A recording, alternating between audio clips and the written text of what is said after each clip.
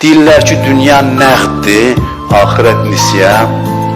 Ona görə cəmaat dünyaya aldanır. Kökündən səhv sözdür bu. Dünya nəqd, axirət nisyə, ona görə insanlar dünyaya aldanır. Mən bir sizə sual verim. Dünyanın gözəlliyi ilə yanaşı dərdi, bəlası, xəstəliyi də nəqd axı. Niyə onu görmürsən? Niyə görmürsən axı onu? Xəstəxanası da nəqdi. Allah göstərməsin, yolla gedirsən, görürsən biri qəzaya düşüb, maşın meyitlər səpələnib küçənin ortasında. Bu da nəqdir də. Deməli, məsələ nəqd, nisyə məsələsində deyil. Məsələ bundadır ki, səni dünyanın öz yolu təxəyyülü aldadır, aparır. Olmayan bir şey.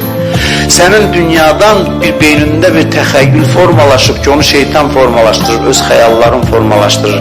Sənin sevdiyin dünya ilə real dünya arasında fərq var. Sənin sevdiyin dünya reallıqda mövcud deyil. Nəqd nisyə məsələsidir. Məsələ bundadır ki, olmayan bir şeyi yaradır.